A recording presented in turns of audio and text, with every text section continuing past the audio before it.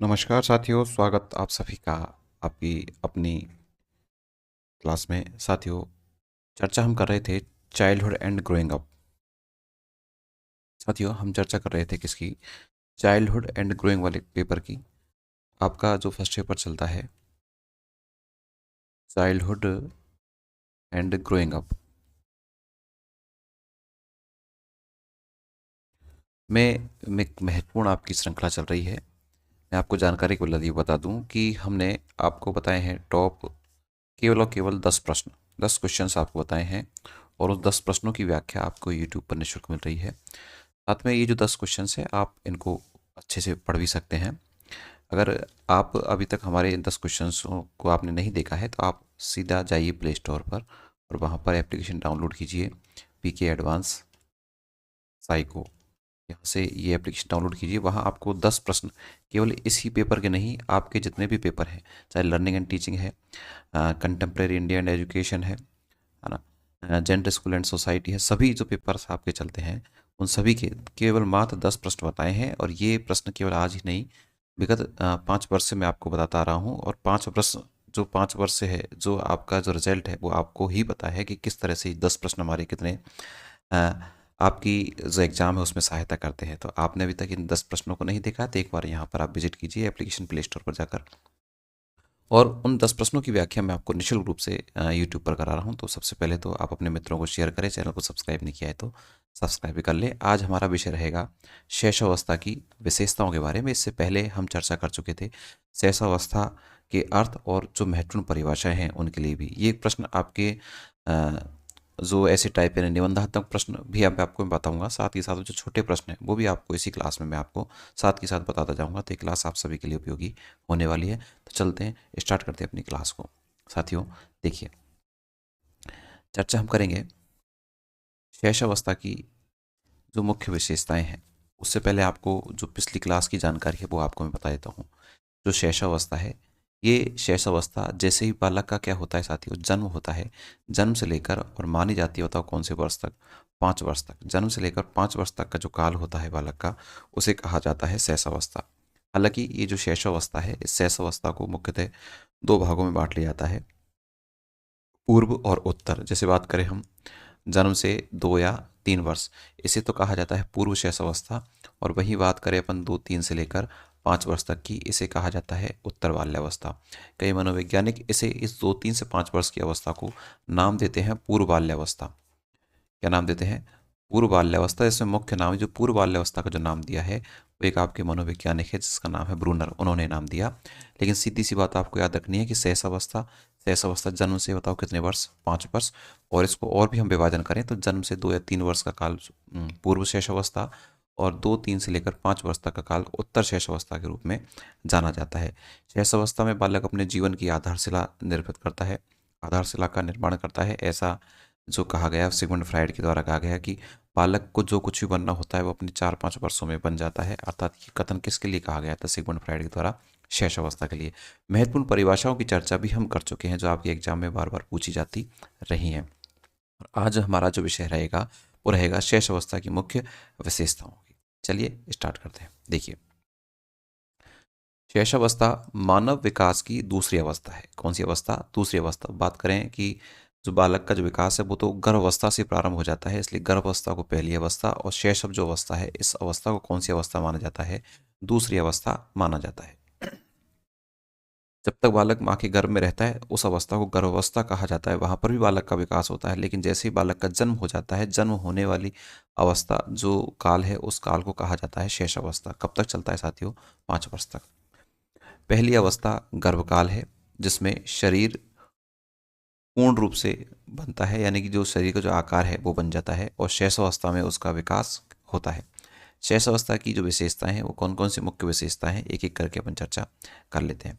सबसे इसकी जो महत्वपूर्ण विशेषता है साथियों वो है शारीरिक विकास में तीव्रता। कौन सी साथियों? शारीरिक विकास में तीव्रता होती है कौन से काल में? शैशवावस्था में। देखिए, शैशवावस्था के प्रथम 3 वर्षों में शिशु का शारीरिक विकास अति तीव्र गति से होता है। यानी कि यहाँ हमें नोट करने वाली चीज़ है कि जो प्रथम 3 वर्ष हैं, यानी कि बात करें प्रथम 3 वर्ष से मतलब जन्म से लेकर और 3 वर्ष तक का जो काल है, इसमें बालक का जो विकास बहुत तेज गति से होता है। या मैं कहूँ कि बालक का जो पूर्व शैशवावस्था का काल है, उसमें विकास की गति, कौन से विकास की गति की बात की जा रही है यहाँ पर? शारीरिक। मानसिक विकास की बात आगे करेंगे। तो शारीरिक विकास की जो गति है जन्म से लेकर 3 वर्ष तक बहुत तेज गति से होती है। आपने देखा भी है छोटे छोटे बच्चों को कि जैसे जैसे 15 महीने का जो बालक होता है उसमें कई प्रकार की जो चेंजेज उसमें होने लगते हैं। धीरे धीरे उसका जो त्वचा का रंग है वो भी स्थायी होने लगता है। उसका जो वैलेंस है वो भी वो बनाना धीरे धीरे सीखने लगता है। कई प्रकार के रूप उसके चेंज होने लगते हैं। तो कहने का मतलब बहुत तेज गति से परिवर्तन होते हैं कौन सी अवस्था में? जन्म से 3 वर्ष की।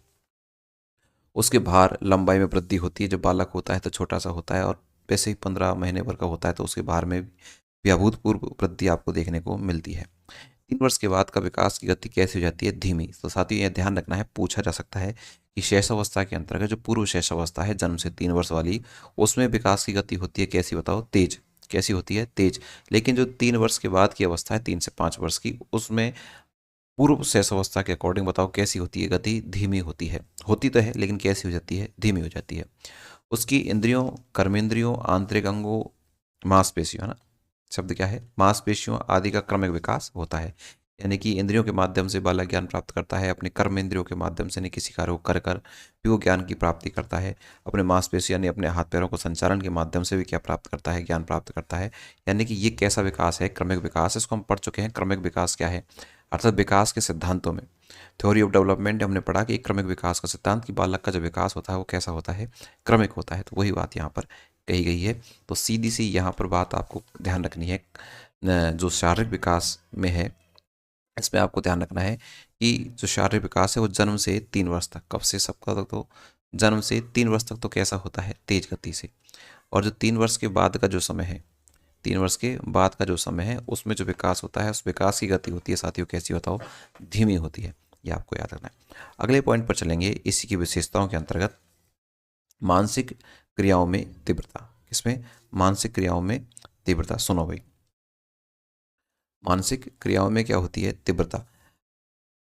शिशु की मानसिक क्रियाओं जैसे ध्यान, स्मृति, कल्पना, संवेदना और प्रत्यक्षीकरण आदि के विकास में पर्याप्त तीव्रता होती है। 3 वर्ष की आयु तक शिशु की लगभग सभी मानसिक शक्तियों कार्य करने लगती है। सुनो, यहाँ पर बात ये कही गई है कि जैसे शारीरिक जो विकास है वो भी बताओ कब से कब तक का बताया है इसमें?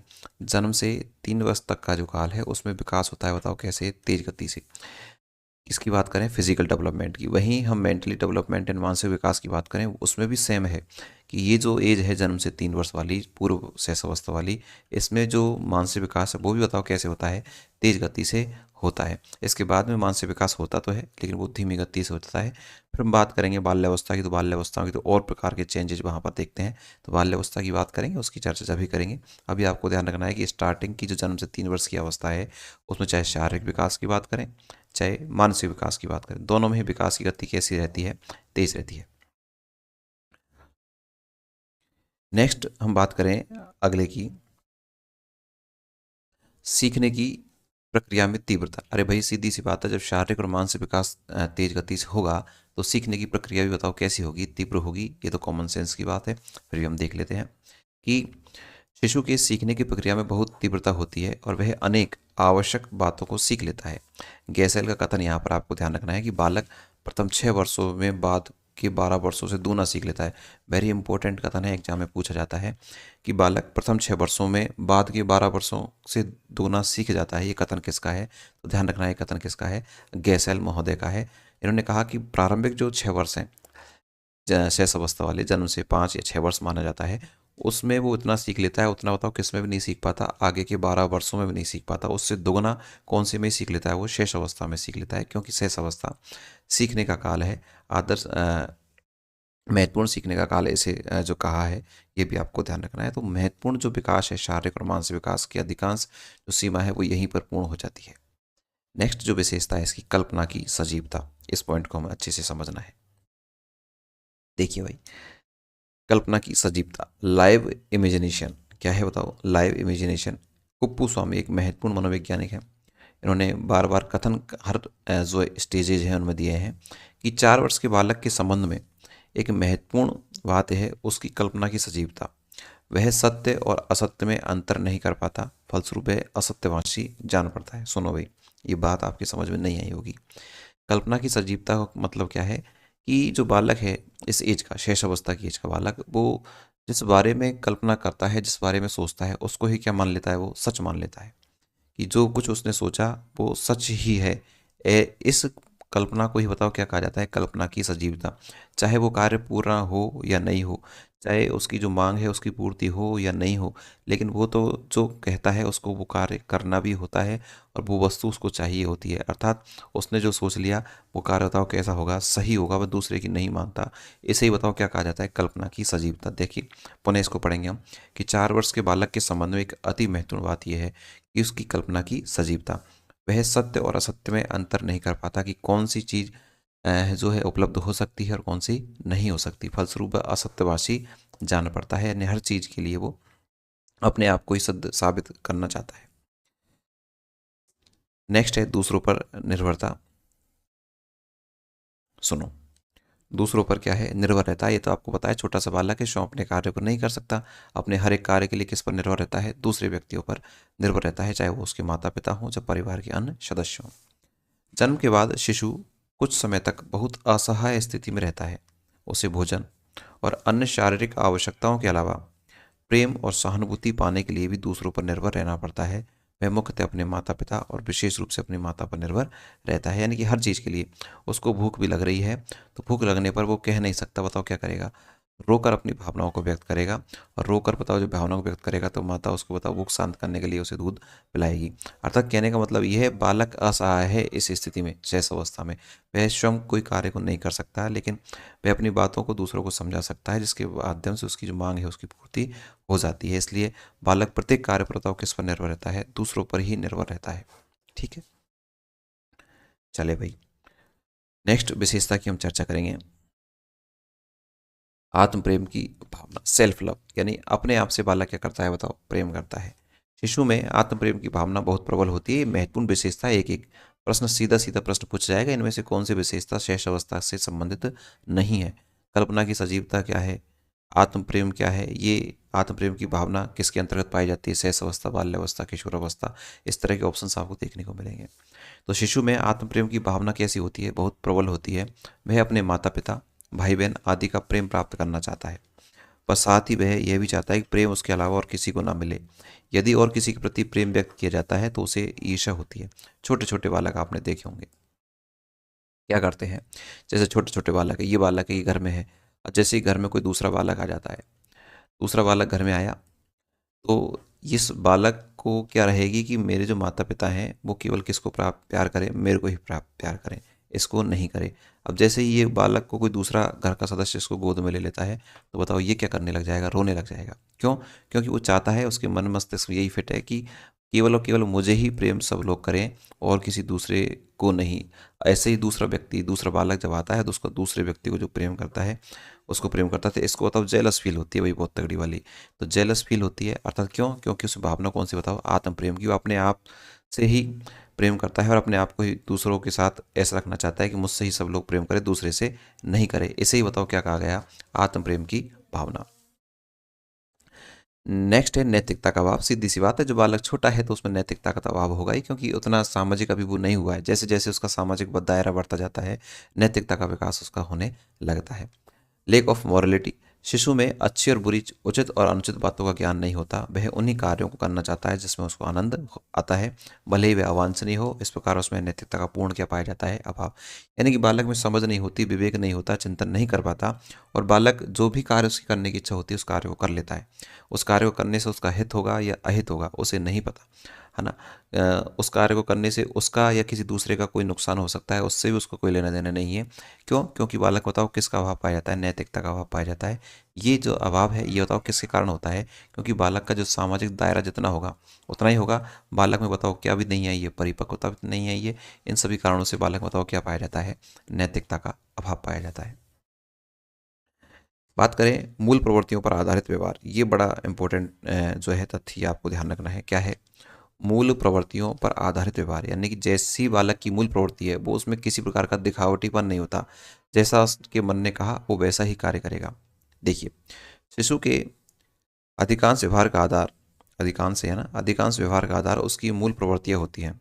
उसकी क्या होती है? मूल प्रवृत्तियाँ होती है। यदि उसको किसी बात पर क्या आता है, क्रोध आता है, तो उसको अपनी वाणी या क्रिया द्वारा व्यक्त करता है। यदि उसे भूख लगती है तो उससे भी जो वस्तु मिल जाती है उसको अपने मुंह में रख लेता है। एक बात सोचिए आप कि हम, एक तो हमें है और एक छोटा सा बच्चा है। मान लीजिए छोटे से बच्चे को क्या लग रही है? भूख लग रही है। भूख लग रही है तो उसे नहीं पता मुझे क्या खाना है क्या नहीं खाना। उसके हाथ में जो कुछ भी आया बताओ सीधा कहाँ जाएगा? उसके मुंह में जाएगा। और एक भूख हमें भी लगती है, लेकिन हम अपनी भूख को क्या कर सकते हैं? नियंत्रित कर सकते हैं। और नियंत्रित कर सकते हैं तो हम थोड़ा सा वेट भी कर सकते हैं। हमें पता है क्या खाना है क्या नहीं खाना है। तो ये चीज़ तो क्या है? नियंत्रण में है। जबकि इसकी चीज़ बताओ कैसी होती है? ये केवल और केवल किस पर आधारित होती है? मूल प्रवृत्तियों पर आधारित। हमें गुस्सा आएगा तो हम गुस्सा को कंट्रोल कर सकते हैं, लेकिन छोटे से बच्चे को गुस्सा आएगा तो वो रोएगा, चिल्लाएगा, दूसरे को मारेगा। ये बताओ क्या है? उसकी मूल प्रवृत्तियाँ हैं। इसलिए बालक, जो छोटा बालक होता है, शेष अवस्था का बालक, उसका टोटली व्यवहार होता है किस पर आधारित होता है? मूल प्रवृत्तियों पर आधारित होता है। जबकि जो परिपक्व जो है उसमें बताओ मूल प्रवृत्तियों पर आधारित नहीं होता, उसमें वो संशोधन कर लेता है।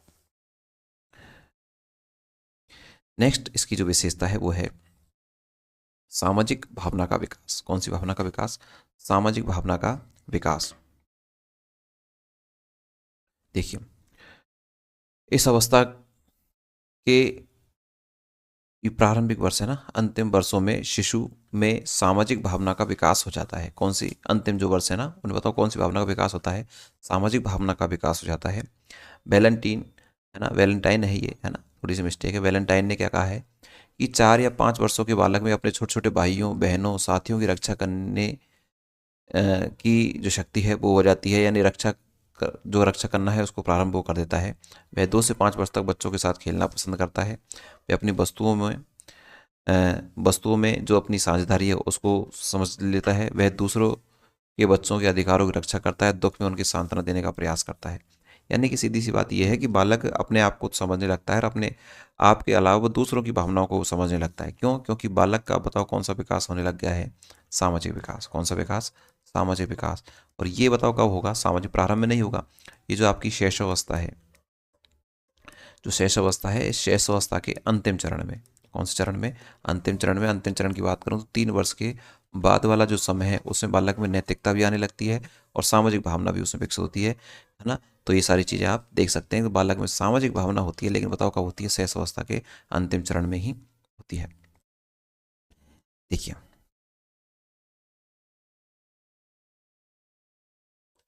दूसरे बालकों में रुचि या अरुचि। शिशु में दूसरे बालकों के प्रति रुचि और अरुचि उत्पन्न हो जाती है। इस संबंध में स्किनर ने कहा है कि बालक 1 वर्ष का होने से पूर्व ही अपने साथियों में रुचि व्यक्त करने लगता है। आरंभ में इस रुचि का स्वरूप अनिश्चित होता है, पर शीघ्र ही अधिक निश्चित रूप धारण कर लेती है और रुचि व अरुचि में रूप में प्रकट होने लगती है। यानी कि जो शेष अवस्था का बालक है वो अपने से दूसरे बालकों में बताओ क्या भी रखता है? रुचि रखता भी है।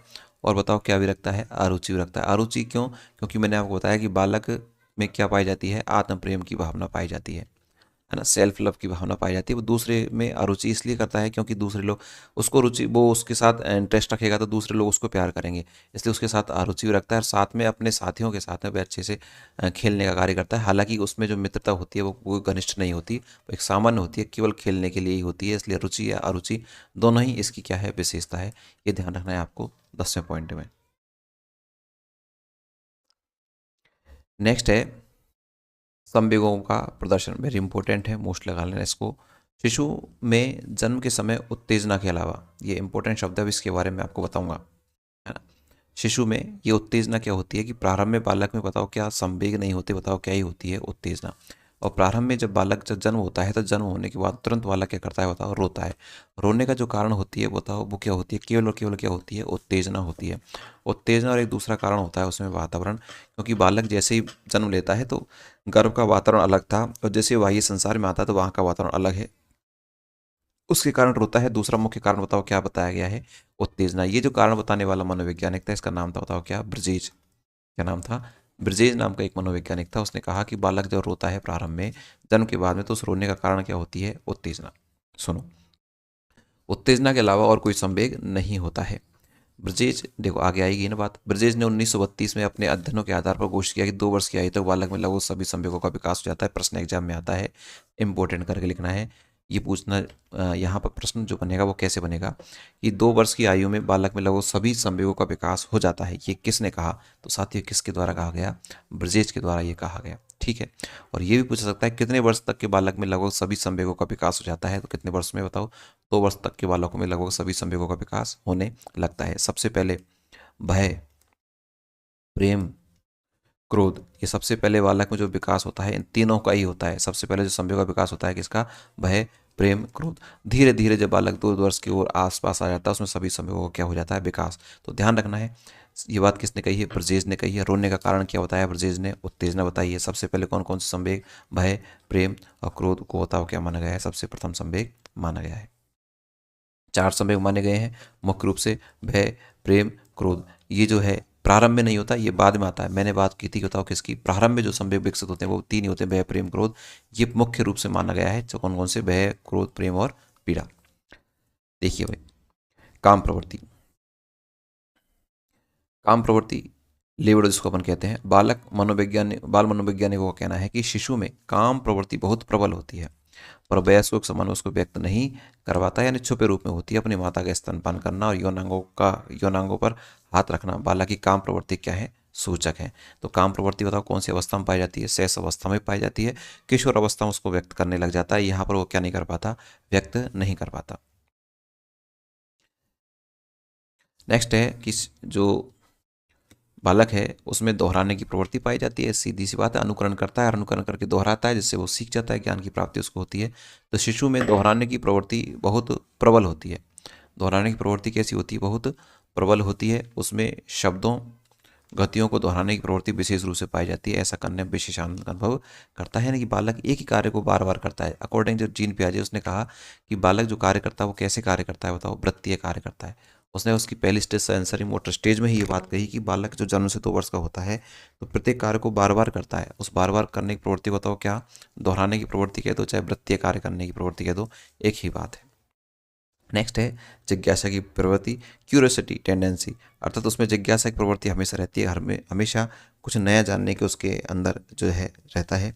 शिशु में जिज्ञासा की प्रवृत्ति का बाहुल्य होता है। वह अपने खिलौने का विभिन्न प्रकार से प्रयोग करता है, उसको फर्श पर फेंक सकता है, वह उसके भागों को अलग अलग कर सकता है, वह बहुधा अपने खिलौनों को विभिन्न विधियों से रखने का प्रयत्न करता है। इस प्रकार की क्रियाओं द्वारा वह अपनी जिज्ञासा को संतुष्ट करने की क्या करता है? चेष्टा करता है। इसके अतिरिक्त वह विभिन्न बातों और वस्तुओं के बारे में क्यों, कैसे के प्रश्न पूछता है। सीधी सी बात है, बालक में क्या पाई जाती है? जिज्ञासा की प्रवृत्ति पाई जाती है। क्यों, कैसे आदि प्रश्न जो करता है बालक कौन सी अवस्था में करता है?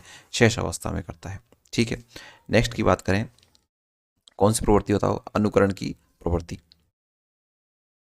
मैं आपको इसके बारे में पहले ही बता चुका कि बालक बताओ क्या करता है? अनुकरण करता है। अनुकरण करके ही उसकी ज्ञान की प्राप्ति होती है। वही बात यहाँ इसमें मिलेगी आपको। शिशु में अनुकरण द्वारा सीखने की प्रवृत्ति होती है। बस यही बात है कि बालक दूसरे को देख कर क्या करता है बताओ? उस कार्य को करता है। आपने कोई कार्य किया, चाहे वो कार्य अच्छा है चाहे बुरा है, बालक उस कार्य को करेगा। उसे यह नहीं पता कि इस कार्य को मुझे करना है या नहीं करना, उसने आपको देख लिया तो बताओ क्या करेगा? उसका अनुकरण करेगा। ठीक है, वह अपने माता पिता, भाई बहन आदि के कार्यों और व्यवहार का अनुकरण करता है। यदि वह ऐसा नहीं कर पाता है तो रोकर चिल्लाकर अपनी असमर्थता प्रकट करता है। अनुकरण द्वारा सीखने की प्रवृत्ति उसे अपना विकास करने में क्या करती है? सहायता करती है। यानी कि अनुकरण के माध्यम से बालक कोई भी कार्य करना सीखता है या उसके ज्ञान में वृद्धि होती है, वही बताओ क्या है? अनुकरण है। नेक्स्ट बात करें, अकेले व साथ खेलने की प्रवृत्ति होती है तो कौन सी बालकों में? शेष अवस्था के बालकों में। शिशु में पहले अकेले और फिर दूसरों के साथ खेलने की प्रवृत्ति होती है। इस प्रवृत्ति में होने वाले परिवर्तन का वर्णन करते हुए ब्रेन एंड क्रो ने क्या कहा है? क्रो है ना, ये क्रो ने क्या कहा है अपनी पुस्तक चाइल्ड साइकोलॉजी में पेज नंबर 120 पर कि बहुत ही छोटा शिशु अकेला रहता है धीरे धीरे। बहुत ही छोटा शिशु बताओ कैसा रहता है? अकेला रहता है। धीरे धीरे वह दूसरे बालकों के समीप खेलने की अवस्था में से गुजरता है। अंत में वह अपनी आयु के बालकों के साथ खेलने में महान आनंद का क्या करता है बताओ? अनुभव करता है।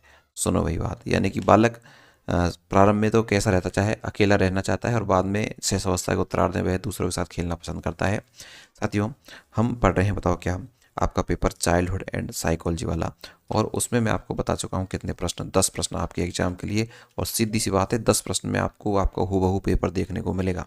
विश्वास नहीं हो तो पुराने वीडियोस देख लीजिए और बच्चों के कमेंट्स देख लीजिए, आपको पता चल जाएगा। 10 प्रश्न आपके लिए उपयोगी है, न केवल ऐसे टाइप, अपितु जो शॉर्ट जो आपके टाइप के जो क्वेश्चन हैं वो भी आपको यहाँ पर कथनों के चाहे हों, चाहे उनकी विशेषताओं से संबंधित सारी चीज़ें आपको यहाँ पर क्लियर कराई जा रही है। तो आप हमारे साथ नहीं जुड़े हैं तो आप हमारे साथ, नीचे आपको लिंक मिल जाएगी, आपको यहाँ से आप हमारे प्ले स्टोर पर जाकर ऐप डाउनलोड कर सकते हैं और इस नाम से आप टेलीग्राम ग्रुप ज्वाइन कर सकते हैं ताकि इसकी पीडीएफ आपको मिल जाए। पीडीएफ को चाहिए तो पीके एडवांस स्टडी, और आपको जो इससे संबंधित जो क्वेश्चन चाहिए वो आप हमारे एप्लीकेशन से जाकर ले सकते हैं। तो आप सभी को क्लास कैसी लगी नीचे कमेंट्स जरूर बताइएगा। आप सभी ने इस क्लास को देखा, आप सभी का बहुत बहुत धन्यवाद। Thank you.